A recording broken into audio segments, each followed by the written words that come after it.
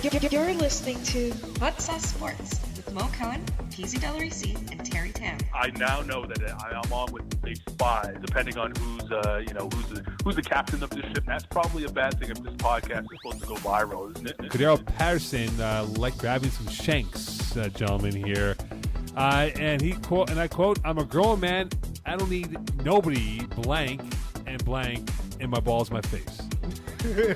In my teenage years, I'd get back from high school, I'd smash 2 pizza pockets. Carmelo Anthony never learned you can't live life just smashing pizza pockets. Because he lost a double bet, what I did is I cut a jalapeno in half, and I filled it with hot sauce. So he's going to have to slurp this down. Why you give me a fucking banana, dude? I'm not eating a banana. I'll rather piss in my mouth than eat this. Okay, so there we go. Stop stalling. Let's go. Now, here are your hosts, Mo, Terry, and PZ.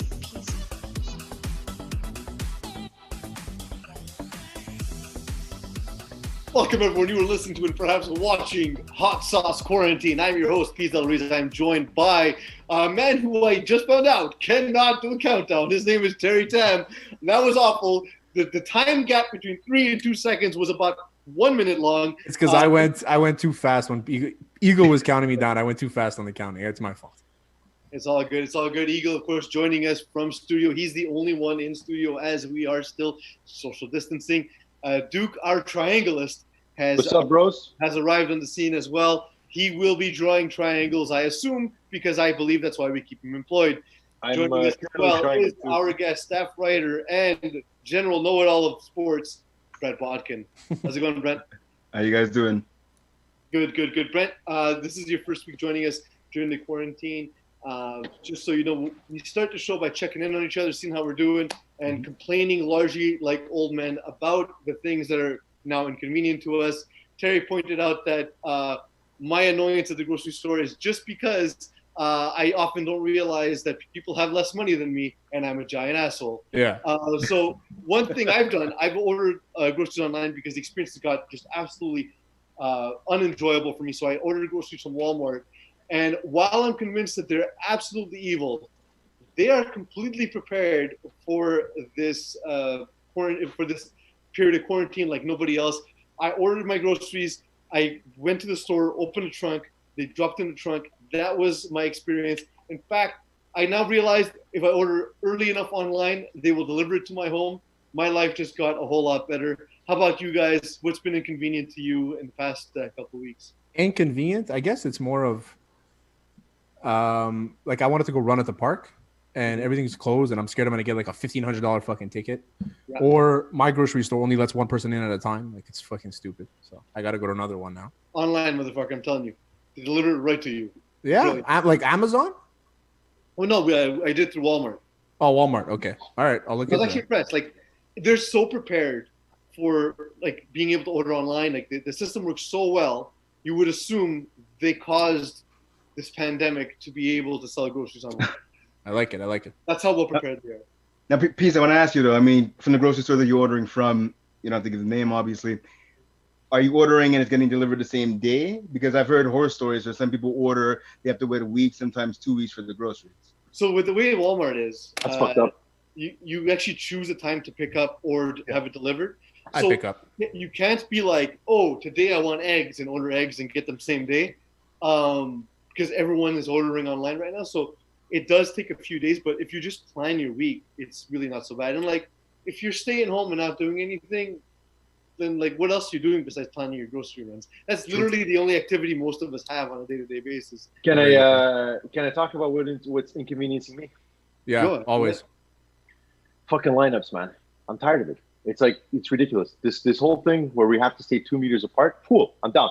Why doesn't anyone ever stay 2 meters apart from me? As a matter of fact, they stand too close to me, and they talk to me, and like I had to get medication for my dog because he's an idiot, and I'm waiting in a gigantic lineup. There's like 10 people, and the lineup for the vet, it's not like the lineup for the grocery store.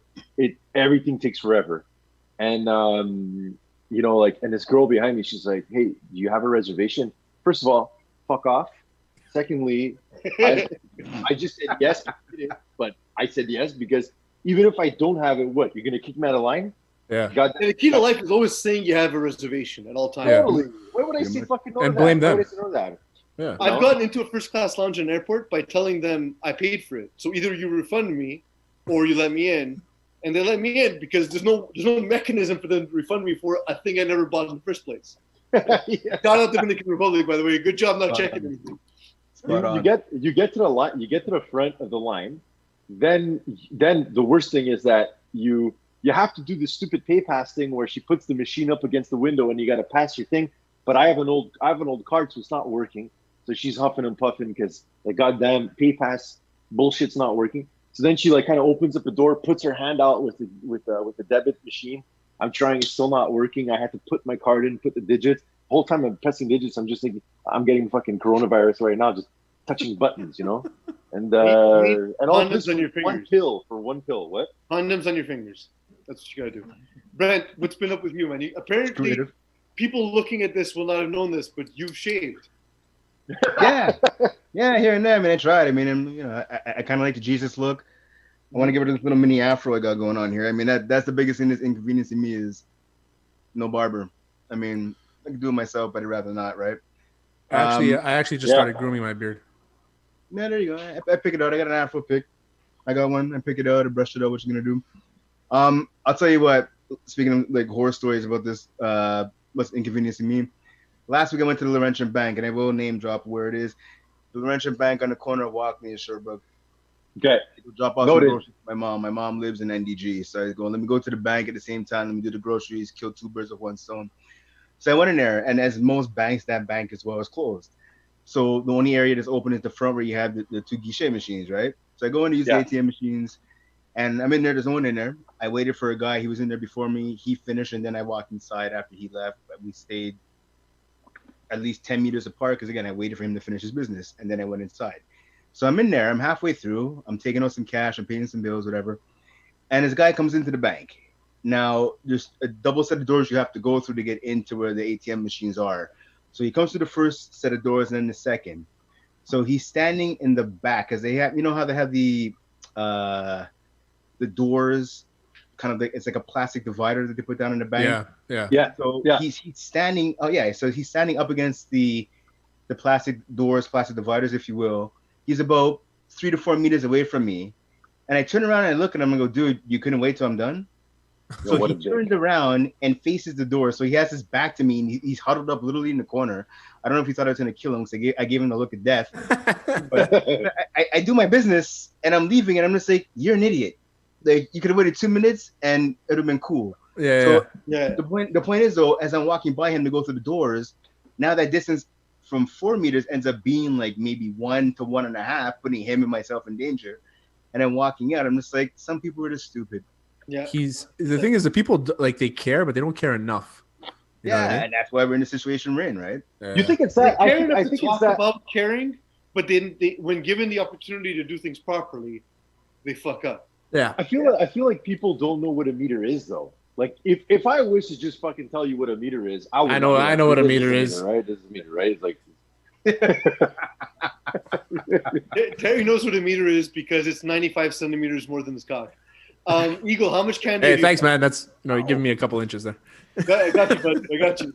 Surprisingly, my diet has probably been the best it's ever been. No Only chocolate because I'm not going to restaurants. I'm not grabbing junk food. Like, it's all like smaller things, trying to keep the grocery list to a minimum. Yeah, like how much stuff. I'm cooking at home. We did like pizzas. We're doing like, baked goods at home. I don't believe this. You cook. I don't believe it. I cook better than you. Go fuck yourself. You're probably just cooking. You're frying up chocolate bars, this guy. The other day, where Duke and I were doing the episode, we interview with Marco, and at the end of the episode, Duke just starts firing up bacon. He starts cooking bacon. You see the steam going up in the front of the camera. It's the way the episode ends is classic. It's fucking classic. Yeah, we got to cut that up. We got to cut it up. Why? I mean, no, like cut up just the bacon part. Oh, okay, I'll do it. Yeah, I'll do it. That was we did that for the NFL draft, boys. That's come and gone. Firstly, what were your thoughts? I know Duke, you were outspoken in your hate for the format and having no sense of perspective in that there's no other way to do this, but Don't you were like it. hateful and enraged. Don't like it. How would you have done it differently, Mr. Creative Man? Just get coronavirus and deal with it. Okay, that's done. Wow. Brent, are you sure the guy at the bank wasn't Dave? Full space. It's like Could have been. Could have been.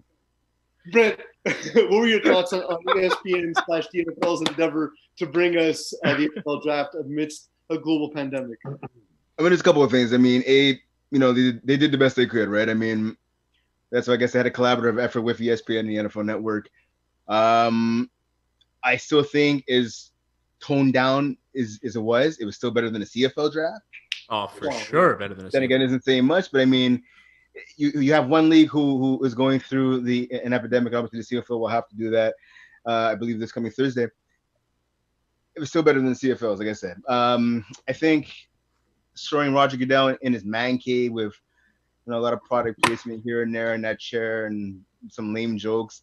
I wasn't the biggest fan of it. Oh man, but it I was was a cheesy. fan of the It fact was that they so had cheesy. cameras It was in so multiple cheesy. people's houses. Yeah, it was super cheesy. Why But did they I have like the him? fact that they had cameras in people's houses. Why did they bring in like a guy like Jimmy Fallon or someone else? Like, why did Yeah, well, that's it. Roger? Or since we have access to every single fucking GM and a camera, why can't the GM announce the pick for Yeah, one? that's good. Why does Yeah. Roger Goodell have to be such a fucking narcissistic prick that he Well, has to what I heard- announce I mean, everything? Admittedly, it's way more complicated to have audio feeds than just video Yeah. feeds and trying to figure that all out. And Eagle, I didn't ask for your nerd information. So what it was, Terry, was that a lot of the GMs didn't even want any audio access at all because they were like already like super worried and overwhelmed. Like, Makes sense. that's exactly, you have to understand. That's more logical than what Eagle said. Yo, Like, just imagine there was a hot mic in a room when they're talking about a pick. Oh, I'd Yeah, love it to be. that's But true, that's that's what would make it great. It's like wrestling. You don't know what's gonna happen.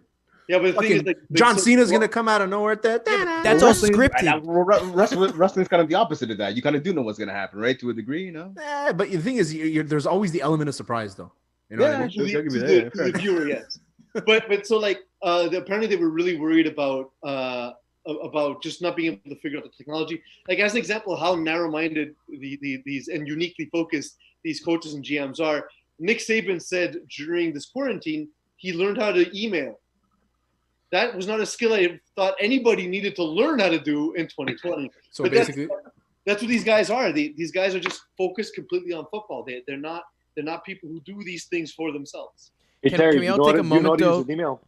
Can we take a moment to appreciate the fact that they managed to figure out the audio to get a bunch of people to boo Roger Goodell at the beginning just to maintain the tradition? no, but also, you know what the Even funniest that was part of that is? lame. It was the Patriots. That was so when, cheese. when the That was so Patriots were cheese. picking, he turned all red because he thought he was gonna get like some support from the Pats. Yeah. The Pats fans, they all booed him, and he's like, "Come on!" Like he's trying to like chirp them, you know, and it wasn't working at all. He's the cheesiest and the worst person in the world.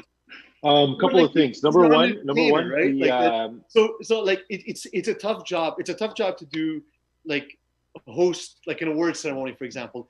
It's reputedly terrible. Everyone who's done it says they hate the experience. It's not easy to do. Ricky Gervais has been outspoken about how he's hated it. Billy Crystal in the past of the Academy Awards said it's just one of the toughest gigs there is. And you take someone who's already got no personality, he's completely wooden. He's obviously in a Sears basement. And then on top of that, he's having to deliver jokes and stuff where he's not an entertainer.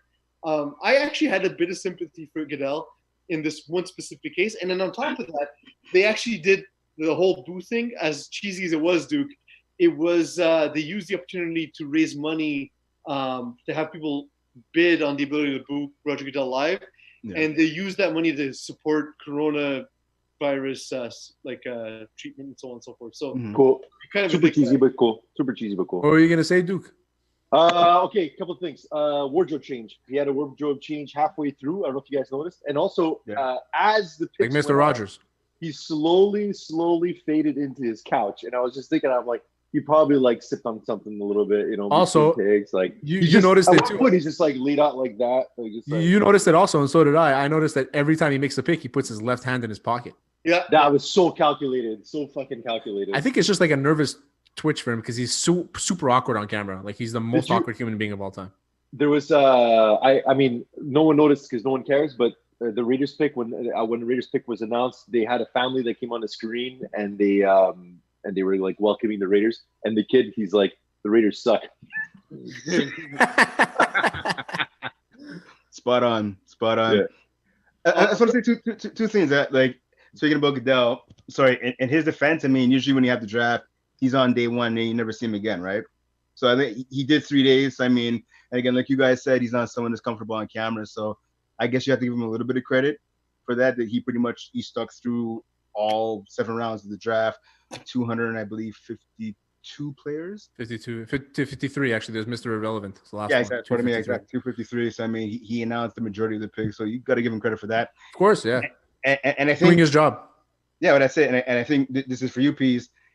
I think a bigger picture, to take a bit of a serious tone in that, and I read an article this morning. I thought of it a bit subconsciously, but then reading an article this morning in Undefeated, if the Dolphins weren't in the league, and if you just base it, like let's say you've never seen the NFL before, and your first experience in the NFL was the draft. If it wasn't for the Dolphins, you would have no black people working in the league or no person of color working in the league. It was Chris Harris, Chris Greer, and Ryan Flores. Ryan Flores, yeah. That's an obviously there's a lot more minorities working in the NFL, but if you're just basing it off of Thursday, Friday, and Saturday alone, you would just think it's a bunch of white people working for the NFL. That's true. Well, I mean, how many black GMs are there now? There's Andrew Berry, he's the new one, right? Yeah, 4, I believe. 4. And how many black coaches are there? 4, 5? Tomlin, Flores. I always forget about Tomlin. Lynn. I think I'm going to. There was like 5 2 years ago. Last year it dropped down to like 3 because they fired what's his name? The guy from there's the guy from Denver. What's his name? Yeah, Vance Joseph. He's a defensive coordinator Joseph, now with the Cardinals, I believe. Okay, there you go. Good question. I think in terms of head coaches, Tomlin, Lynn, Brian Flores, and either way. Pretty sure that's about it. To think about it, the fact either that way, you have to consider it is the point itself. Yeah. Either way, I don't remember having any black GMs other than fucking on Ballers. You know what I mean? There you go. Right there you go. It was. I think it's the first time. Like 2 years ago was the first time that there was ever a black GM. Yeah, and it's no, it was before that. They had Ray Farmer with the Browns. Oh yeah, that's true. Manziel. That's true. I think there's been a couple here and there, but yeah, I mean it's few and far between, right? You can't remember them.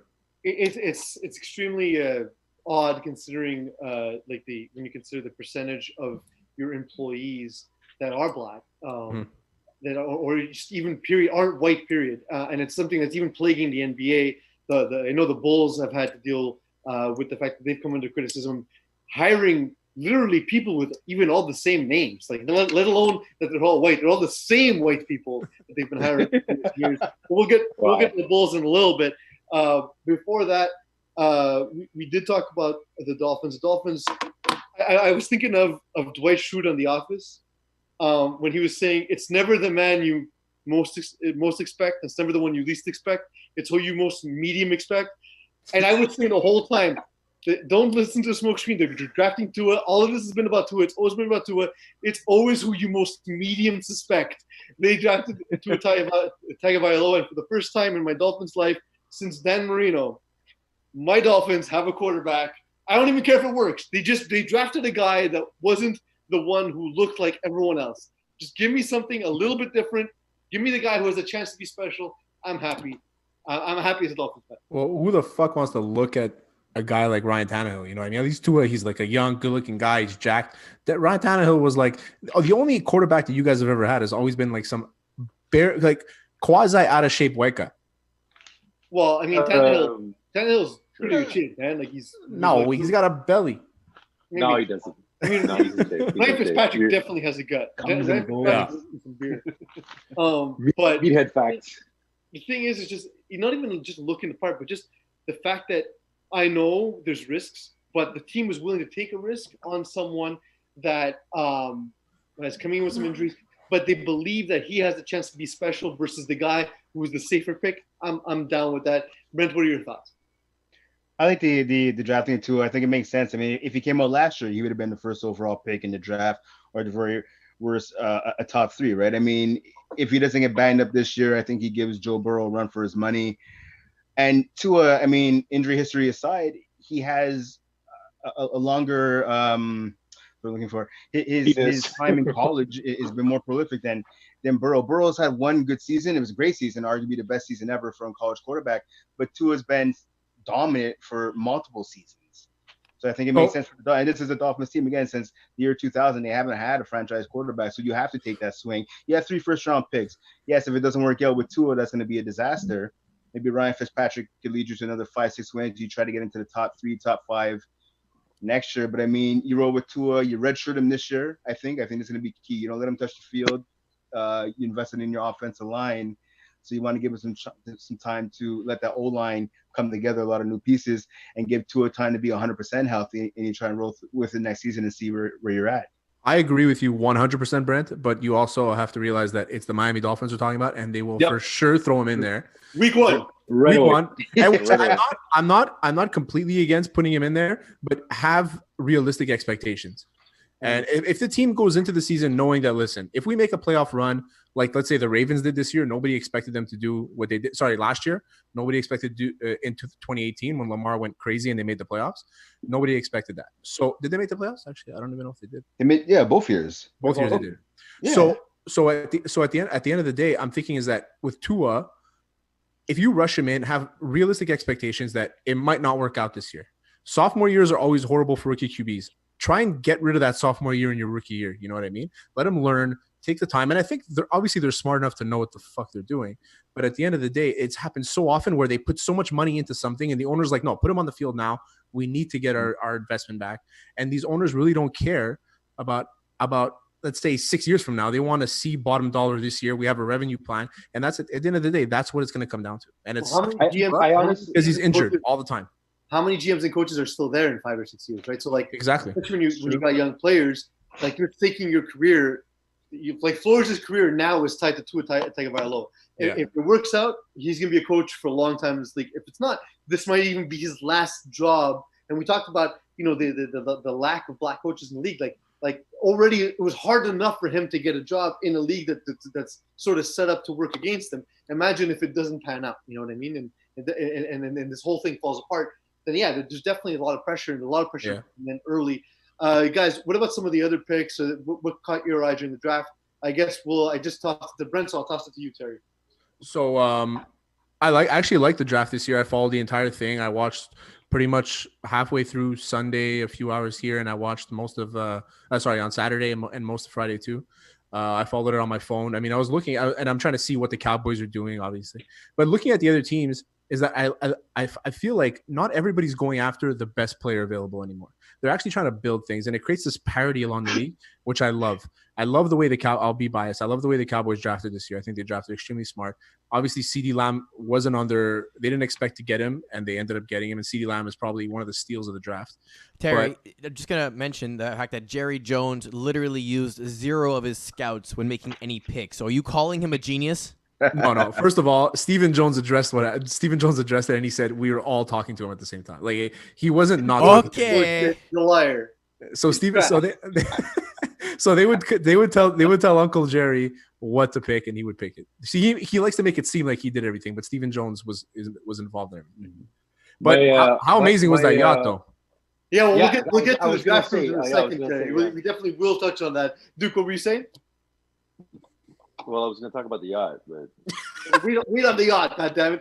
Eagle, are we allowed to be surprised by your Packers after maybe like a little over a decade after seeing them draft a potential franchise quarterback while still having Brett Favre on the roster? They do the same thing with Aaron Rodgers. He was once the bride to be, and now he's potentially the victim of sad divorce.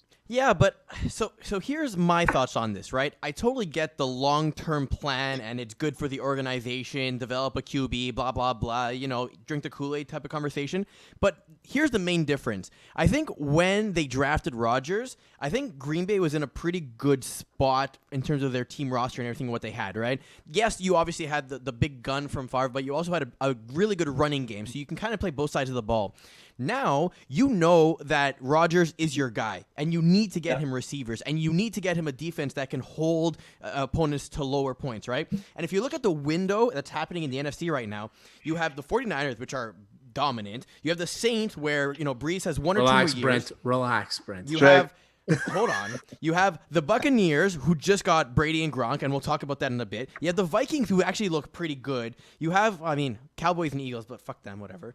Rams could be a surprise. Seahawks are decent. So really, you have like a 2 to 3 year window where you need to be competitive before you can switch over, right? And if you don't get Rodgers, you don't get him weapons now, you're not going to win. It's just straight up like that. So I get the long-term planning idea, but that basically means, sorry, Rodgers, your career's fucked.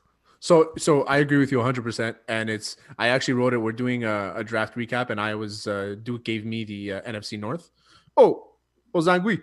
And I gave the Packers a C+ rating only because they gave no weapons to fucking Aaron Rodgers. And what are you telling him at this point? You're telling him, like, figure it out, and we're gonna draft for the next 2 years. They drafted every single position except the wide receiver. Yeah, and they even drafted John Runyon's son in the 6th round, which I loved because he's awesome.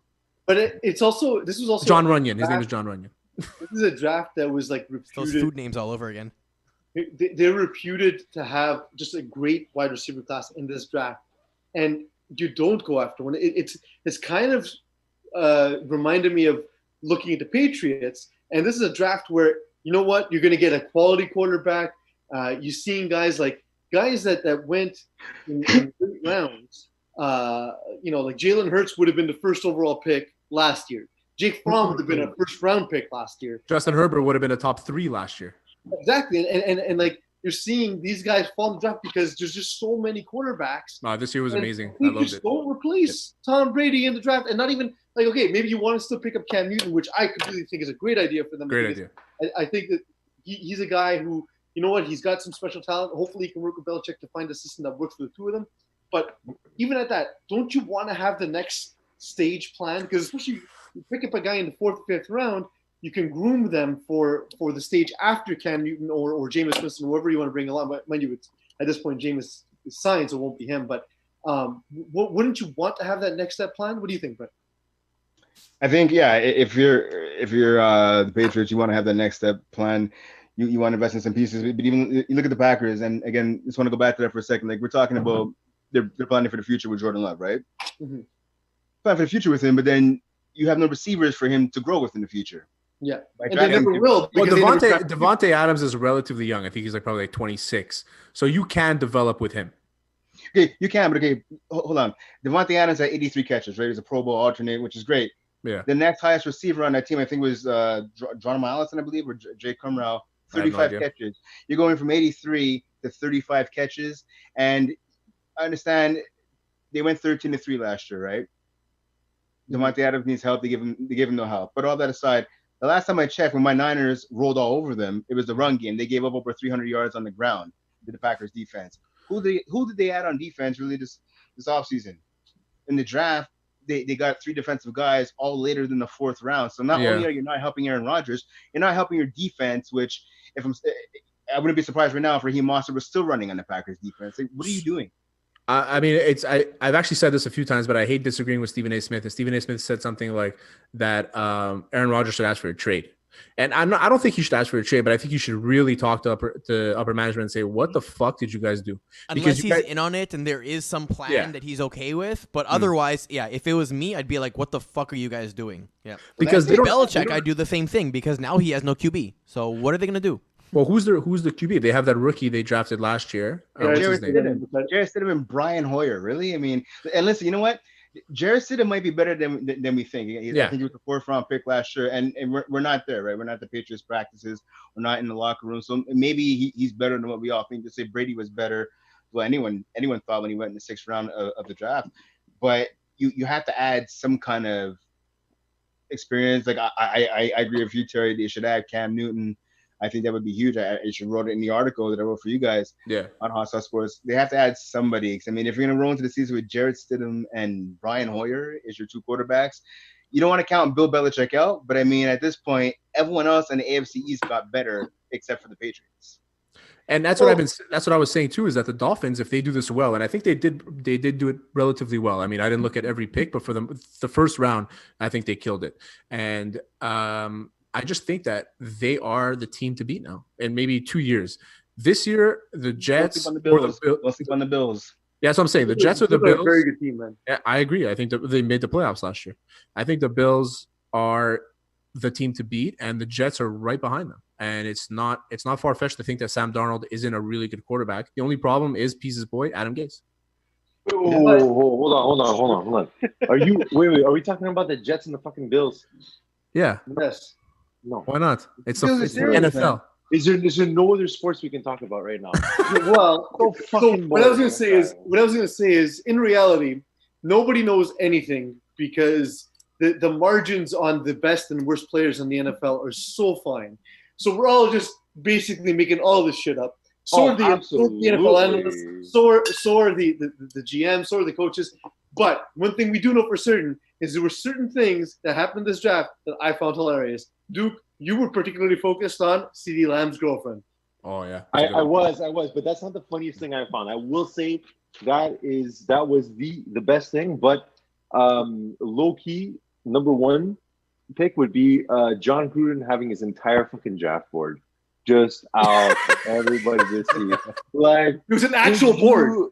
It was an actual board. Yeah, it was a whiteboard. Yeah, and if you look at the board, there's players that were taken ahead. Like so, they basically they took Ruggs, and then they took some fucking random cornerback. Not random. He's secondary. Yeah, he said Arnett. It was Arnett. It's okay. From Ohio It's okay. State. But he had his board out. So the whole time I'm thinking, I'm like, teams are going to draft based on what you're thinking, especially if you're like a team that's just before that, and like no, but it makes a difference. Like for sure, they had some nerd like Eagle just like zooming into the screenshot and trying to analyze like what the names were so that they can figure it out. I mean, this is the NFL. That was the funniest thing. But CeeDee Lamb and his girlfriend, I mean, there's not enough we can talk about this. I mean, just the whole thing, the fact that she used to date Trae Young before, and now she's with this guy, and she grabs the phone and he gives him that look, and then the mother on the side, by the way, the mother was a highlight of the whole clip. Yeah, the mother gave her that look like you ain't shit anyways. So we're not talking about probably the best moment was Isaiah Wilson when he got drafted. Exactly. I was waiting for someone to say that's good news. Exactly. So Isaiah Wilson got Exactly. drafted. His girlfriend was like crying his head down. He's happy he just got drafted in the NFL.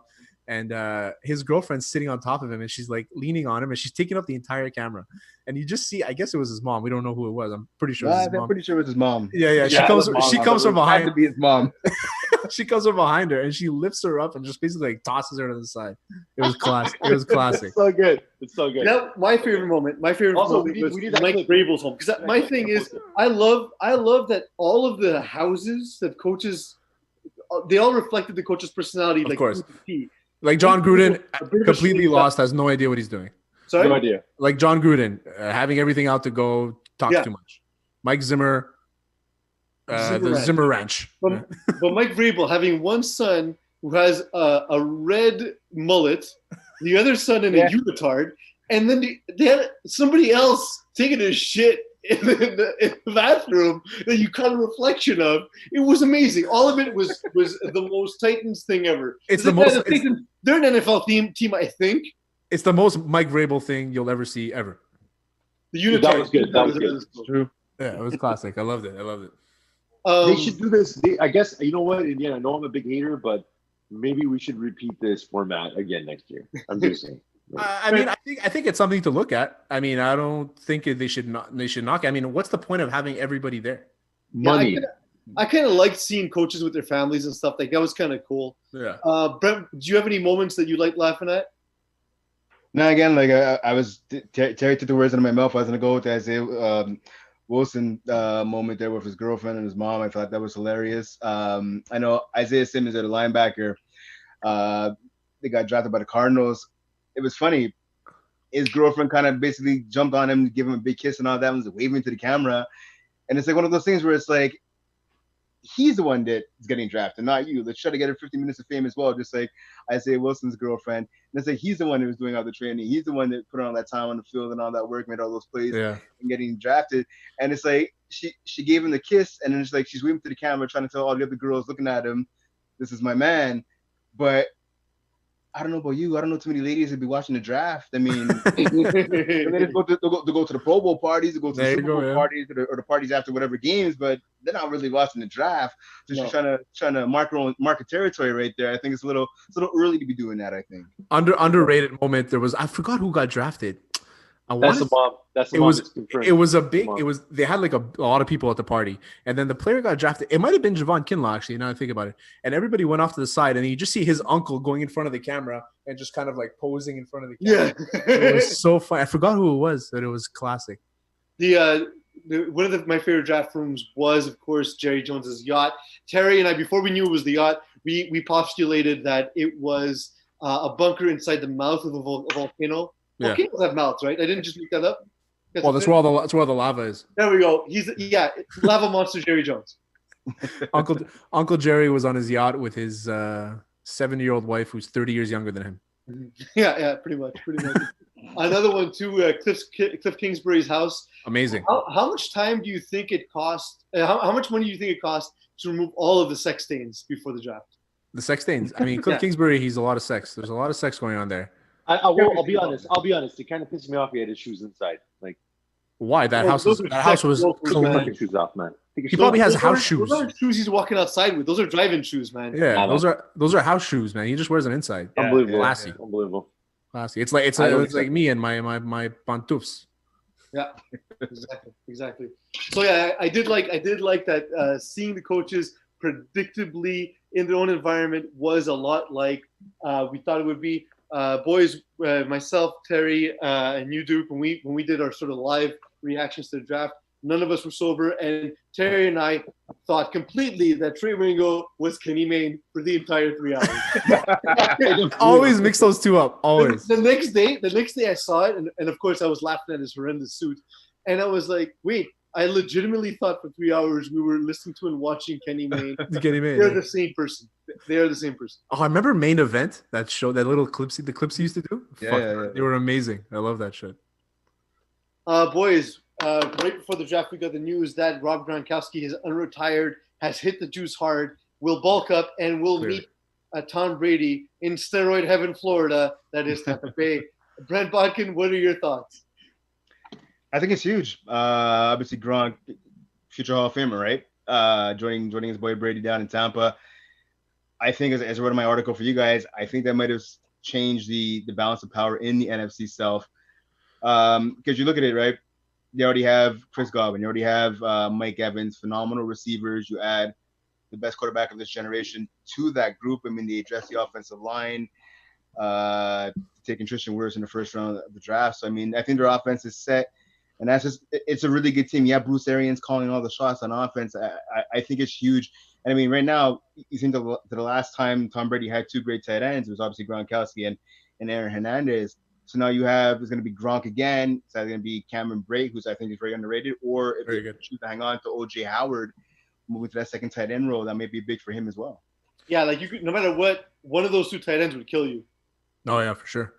Spoken like a true Niners fan, you said Tom Brady was the best quarterback of this generation because you think Montana is the best quarterback of all time. Yeah, you're damn right, my friend. He snuck it in there. He thought we weren't going to notice, but we caught it. We caught it. And is he the second best Bucs quarterback ever after Steve Young? After Brad Johnson? Well, I am an FSU fan, so I'm gonna say Jim is not. Obviously not. Yeah, Tom Brady, before throwing a pass ever for Tampa right now, he's the greatest quarterback in Tampa Bay history. Although, you know what? Brad Johnson has more Tampa Bay Super Bowl rings than he has. So that's a good point. That's a good point. Happens. It could be at the end of all this, Brad Johnson's a better Tampa Bay quarterback than Tom Brady is. Is this or Trent Dilfer for that matter? Or Trent did you guys know that Vinny Testaverde played for the Bucs? Yeah, you don't remember what the jerseys. I remember Vinny Testaverde in those creamsicle jerseys. Hilarious. It's starting to keep up to me. I remember that. Love the creamsicle jersey. Yeah. That's so sad. That's so sad. Why is it sad? It's sad because I'm just looking at the list of their top. Josh Freeman. Apparently, Josh Freeman is considered one of their greatest quarterbacks. Well, you know why? why? Doug Williams too. Doug Williams is probably the thing about Josh Freeman is I think Josh Freeman came out of college way too early because he took a year off, then he played 2 years and entered the draft. If he had stayed 2 more years at Kansas State, one of the Kansases, I think he would have developed into a good quarterback, but he was forced to do it in the NFL and it didn't work out for him. It's a shame. You know, he had one really good year though, Josh Freeman. His rookie year was like promising. Kansas State. Yeah, That's what it. happens a lot is in the NFL, you have like your rookie year is kind of free. And then once teams get a whole offseason to plan against you, then it's like, well, now are you good? Now that everyone knows you. But that's what happened. That's what happened to Cam Newton. That's what everybody said was going to happen to Lamar Jackson. It didn't. Well, Lamar Jackson, the problem is when you're faster than everyone, when you're faster than the fastest people on earth, that's going to be hard to fight. You're fine. You're good. The other thing, looking at this situation though with Gronk and the Patriots, is this an indictment of Belichick and the Patriot way when you get two of the most outstanding members of that offense who said, you know what, we want to play football, we just don't want to do it with you, Bill? Well, I mean, you have to put it in its proper context. Gronkowski, for sure, he wanted out, right?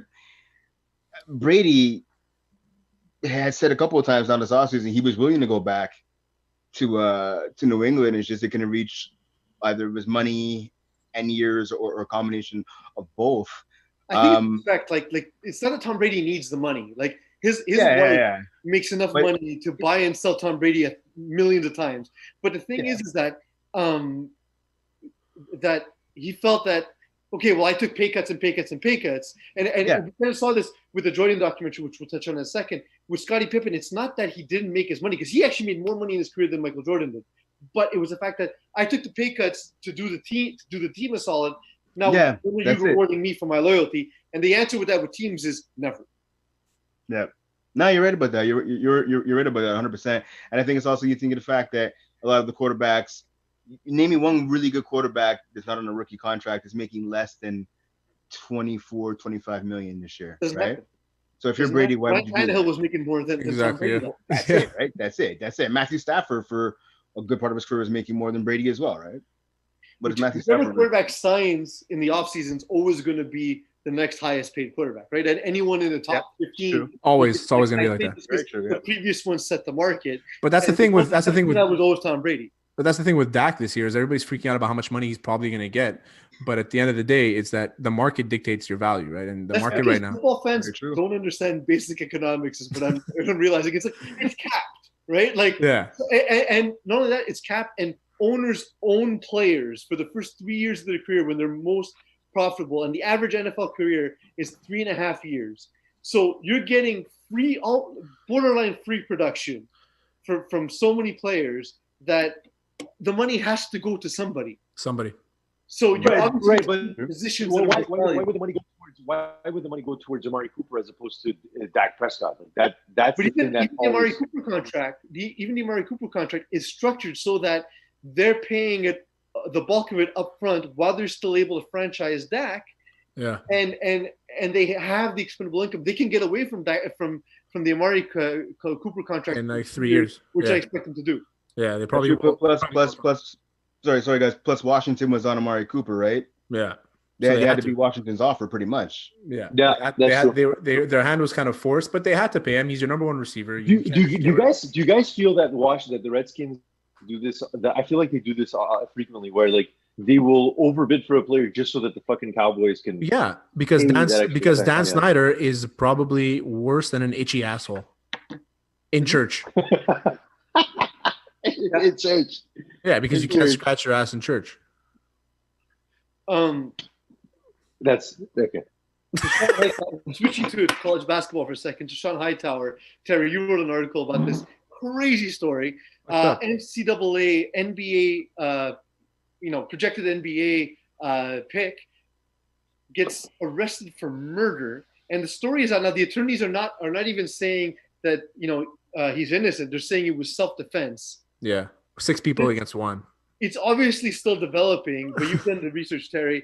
What does it seem like from what you've seen? So the only thing that I can come up with everything that I read was is that this guy had a problem with one of the other guys, and to Sean Hightower, his brother and a few friends went and they shot him. Like, that's legit what happened. There was a beef. He went and they took care of it, kind of thing. And Tashawn was there. We don't know if Tashawn did anything, but he was part of that group. And it's unfortunate because it looked like he was going to get drafted. If not, he was going to get signed for sure. He was a good player. He was averaging like 16 points a game in Tulane. Absolutely. He was at another school before transferring to Tulane. Georgia. Georgia, Yeah, that's Georgia. it. It was Georgia. I figured I would remember that as a Georgia football. For some reason, because Georgia basketball is irrelevant, it slipped my mind. It's a shame because if there were more sports right now, we wouldn't have heard that story. We probably would have heard it, but it wouldn't have been. It would have passed by the ticker, but you know what I mean. It's like but this stuff happens a lot more often than the kids in college. Man, is like they don't have a lot of guidance, and sometimes they end up getting doing drugs or fucking up, and the NCAA doesn't do them any favors by allowing them to live their life. So they struggle, man, and some people make the wrong decision, and it's fucking stupid. But you know what I mean. It's hopefully he comes out of it. Hopefully he's innocent, and he's able to make a career out of it. We're so starved for sports drama that even during the NFL draft, they were mentioning like the sob stories of all the. I was gonna say that, yeah. One guy, I forgot, it was T. Higgins. T. Higgins, they put that his mother was addicted to crack as a they did. I saw that as a bullet point. Like, go fuck yourself.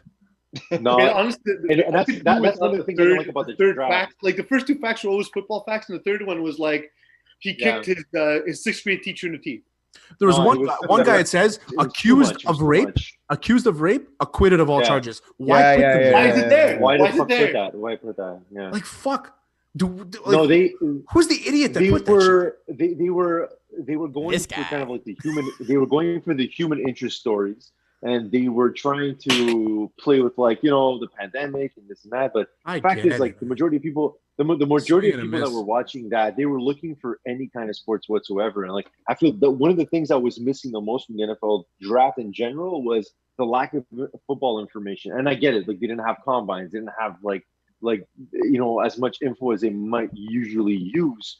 But I just felt like they were just, it was kind of like a crutch for them. Like it was like, let's talk about the drug addiction of the other guy's mother. Let's talk about this guy's family. That's another thing, Duke. You mentioned like the pandemic. Like, I was already sad enough that I'm not ripping beers with you guys watching in the studio, and like you're beating me over the head with pandemic. Like, okay, let me feel like this is a little bit normal. Too much. So that was a little tough. Then we were given the gift that is Eric Gordon's diss track. So from the draft to murder to diss track, I have a theory, Brent. After Dame Lillard, is Shaq still the second best NBA rapper of all time? I say yeah. I want to say yeah. That's because he did a song with Biggie. I think he did the soundtrack to the original Kazam movie. He did a couple songs there. I mean, you have some other guys like Iman Shumpert, Meta World Peace. I don't know. Kobe came out with the song, was awful. That's right. So, but I listened to the Aaron Gordon one. It's awful. It's horrible. I saw it today. It's horrible. What are you talking about? It's amazing. No, it's terrible. It's so bad. It's so bad. It's good. You're crying worse than Drake. It's the worst. And then the only thing that was worse than that was D-Wade's rapper Rick Ross. It was all of this is terrible. Like it sucks because I love NBA players. They're some of the most creative people, but for some reason they're just really not good rappers. Other than Lillard's awesome. Lillard's great. And Shaq was just Shaq. Is there any really good athlete that's a good rapper other than like Le'Veon Bell? I mean, Tyron Woodley of the USC is decent. Mm-hmm. I think Thomas Jones, the former running back there with the Bears. Oh yeah, and the Chiefs too, no? Yeah. He was pretty good. It's true. Yeah, it's a good call. There hasn't been many, man, but I don't know. It's tough. There's a lot more hockey players that are country singers. Yeah. There's also not a sport where you would see more country singers than hockey. Football, come on. Entire offensive lines are built with country singers. The songs are about the offensive linemen. You tell me Quentin. Yeah, exactly. You tell me Quentin Nelson doesn't sing a good old country song. I mean, I can see him. I can see him sing along some Willie. I can see him sing along some Willie. MJ. So yeah, we all except for Duke. So let's spoil everything for him. No, I don't care. Go for it. I'm gonna watch it anyway. I have a take that's going to be a little unpopular. I didn't have a chance to post it on our Instagram today. So people bitched about the super team era, and then I was thinking, I saw the first couple episodes, and we saw, of course, the '86 Celtics that had Bird and Parrish and Bill Walton off the bench, by the way. Mm-hmm. And then we see now this era of the Bulls that had Pippen, Michael Jordan, and they go out to get Dennis Rodman, which in that NBA, someone who was Dennis Rodman. It's more impactful than even what Draymond Green was to the Warriors. What's all the about all the super teams when there's always been the NBA has always been about the super team, whether it was Bill Russell's Celtics or Bird's Celtics or Magic's Lakers or MJ's Bulls. It's always been about that, and this is where me and Brent are going to get to the argument on air. I'm absolutely positive. 100%. And not to mention the fact that like they talked about this great Cavs team. Name one Cav other than Ron Harper, who you only know because he went to go play with the Bulls. Exactly. I was just about to say that. That's easy. I know Ron Harper. If I think of his jersey, I think of Bulls jersey. I don't think about. Tell me what other Cav, Brent. You know, I'll give you that. I forgot he played for Cleveland. 100%. I forgot. Brad Daugherty, Craig Elo, the Jordan shot. Stop this. Craig Elo's known because of that Jordan shot. You're reaching here. You're reaching. On, dude, I don't know about you guys, but growing up, I played a lot of NBA Jam. Mark Price was the man, yo. Mark Price. Okay, yeah, you know what? I think Cleveland. Larry Nance Sr. Nobody played with the Cavs. I think Cleveland is the only team I did. Cleveland's the only team I didn't use in the Space Jam. It's the only team. Mark Price could shoot the 3-man in that game. Let me tell you.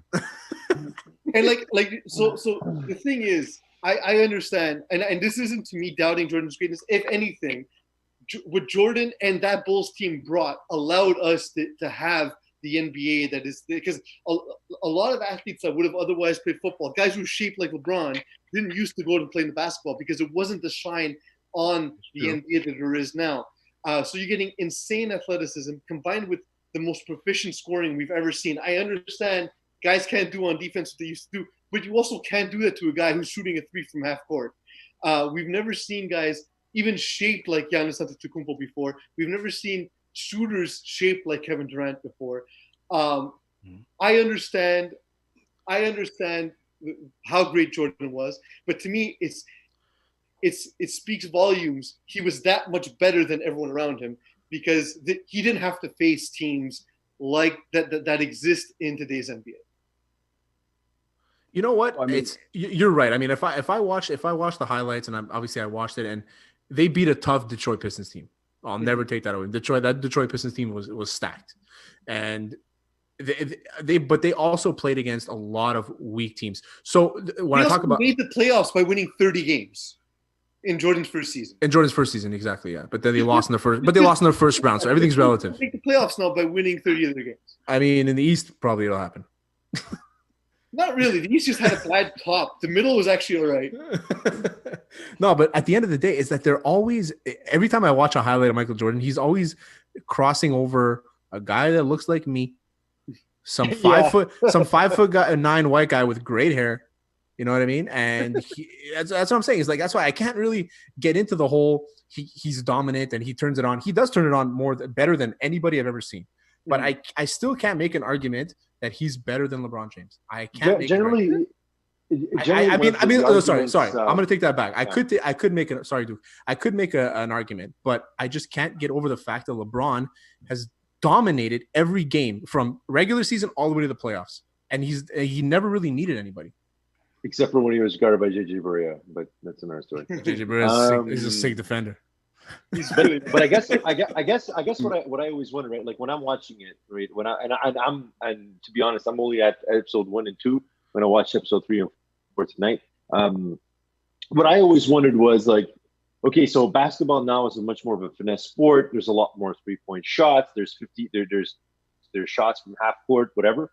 But I always wonder, like, was it tougher in this time because it was much more aggressive? Because wait till you watch episode 3 and wait till you watch episode 3 and you're gonna see how tough it was. Yeah. So I just find it difficult to compare across eras because they're completely. Yeah. And then again, if one era doesn't exist, then the next one can't come to take the shape it takes. Like the development of the 3-point shot is a direct. It's a direct development that comes into play after we see LeBron dominate the way he did.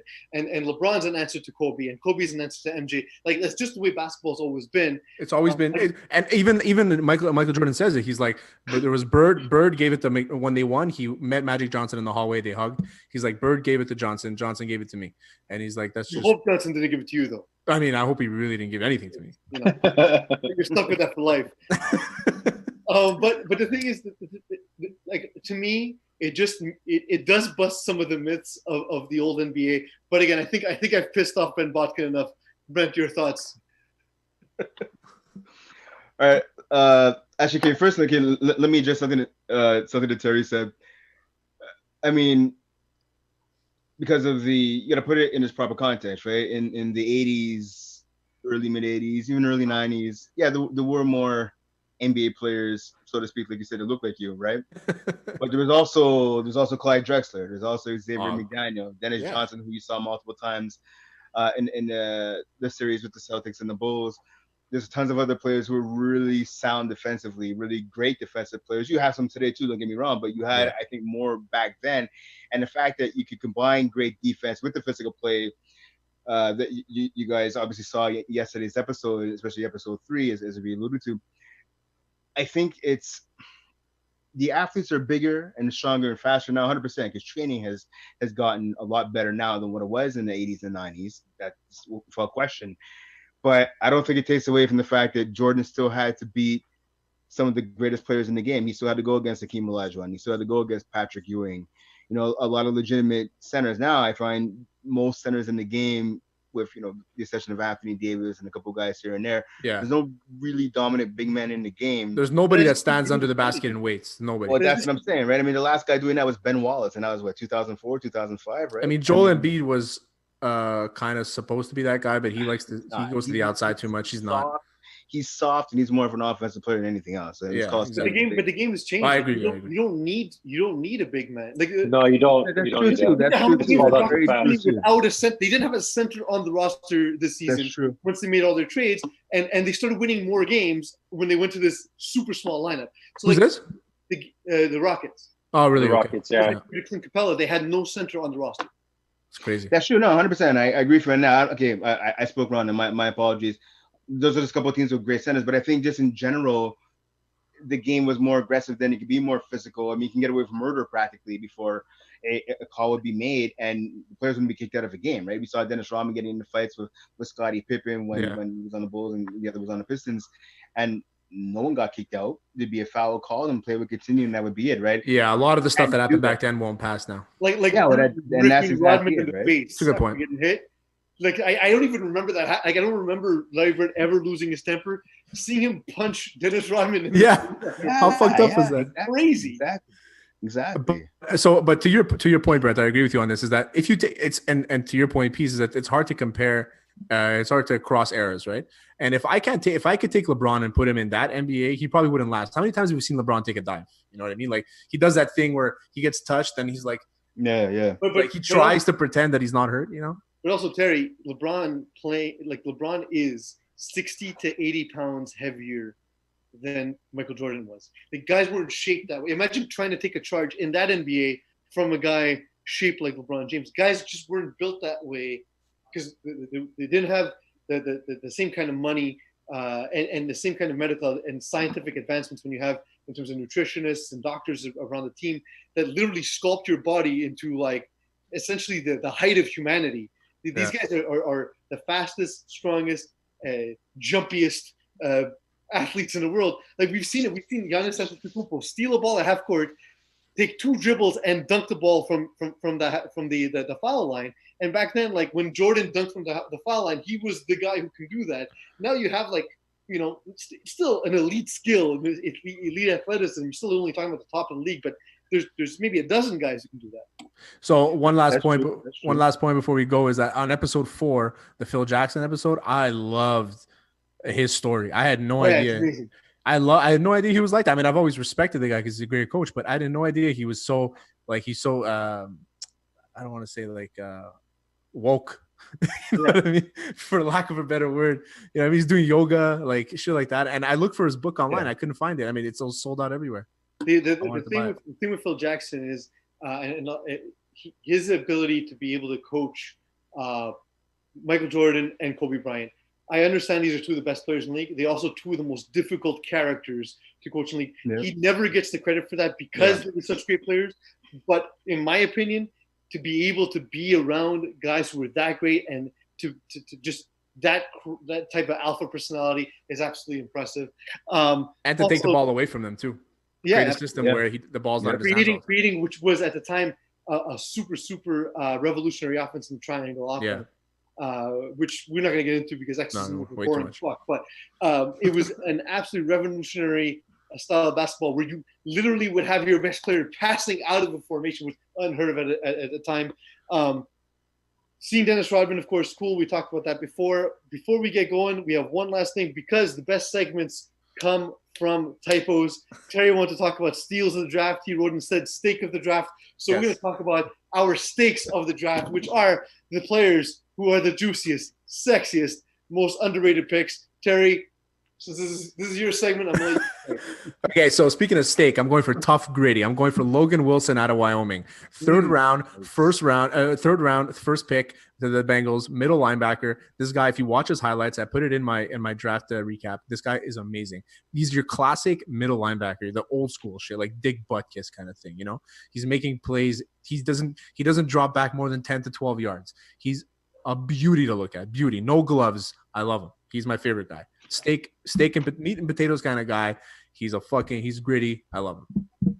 Duke, do you have a steak of the draft? I have a pretty good one. But I have to kind of work with this a little bit because the guy I'm looking at, third round pick, all right, Lynn Bowden Jr. from the Raiders. Okay. Yeah. Now I like this guy, and the thing is, I couldn't think of the right kind of steak to associate to it. So I was thinking of like something with pork, like a piece. You got to help me with this, man. I don't know. Because pork is it's a versatile meat. You can cook it in so many different ways. Like a pork loin or shoulder, pork shoulder. Nagano chop. Nagano chop. Yeah, Nagano chop is nice. This dude has played quarterback. He's played running back. He's been a wide receiver. He's returned punts. He's a punter. He's played almost every offensive position except for obviously the offensive line. So that's the guy I'm looking forward to. Brent, what's your steak of the draft? I'm gonna go with Justin Matabuki, defensive tackle, went to the Ravens in the third round. This guy, he could collapse the pocket. He can get after the quarterback. He's good at stuff in the run. I don't know if you guys remember earlier in the season, the Ravens, they had to deal with Michael Brockers from the Rams. It fell apart. He ended up going back to Los Angeles. I think adding a guy like Matabuki to a defensive line to add a Calais Campbell, I think that's going to be huge. Huge for that defense. And I'm a former defensive tackle myself, so I figure, you know what? Let me stick with the defensive tackle as well. There you go. I love it. Nice. Eagle, your steak of the draft. So everyone should know what a tomahawk steak is. So it's a big fucking steak with at least 5 or more inches of extra big bone. And so I'm going with the one, the only, Big Dick Joe. Give me them inches. It's also a great steak. Well, obviously, Eagle goes for the big bone. That's one thing we know about Eagle. My steak of the draft, gentlemen. Terry, this is one of your guys. He went to the Cowboys. Wisconsin center. Tyler, I don't even know how to say his name because I don't watch Wisconsin football. I'm not a shitty person. Tyler Biadass, because he's Biadass. Yes. He plays center, plays guard. The guy is this pure sirloin steak. He's replacing Travis Frederick. Thick. You gotta love that. The guy's gonna move the pile for them. I'm a big fan. I love watching offensive line clips. Watching guys abuse guys half their size because there's no disparity in college football. Other than like the rich kids and the poor kids, that's how it's like with offensive linemen and defensive linemen who are half their size. You see them getting just swallowed by these monsters. Like watching a lineman from Alabama or LSU going up against a guy from Appalachian State is a beauty. I was there in person for Georgia Tech. Yeah. My God, I felt bad for those kids. The you saw that line fight too, right? Taking the court for battery. It was awful. Those kids are so small compared to the Georgia kids. They were so pissed they got to a giant fist fight. That's it. That's been our show this week. That was our steak of the draft. Brent, thank you for joining us. It's great catching up with you, my man. I missed you. Duke, nice to see you again. Terry, thank you for all you do week in, week out. Eagle, thanks for joining us again. We missed you last couple of shows. It's never the same when you're not here. And you've been listening to Hot Sauce. I think I did it wrong again, Eagle. I got it. I Over the sound of my head. Did I miss it? Yeah, you got it. I got you. Nice. Thank you. Eagle, that's all you boys. Have a great night. All right, ciao, guys. Take care. Later, boys. Good one.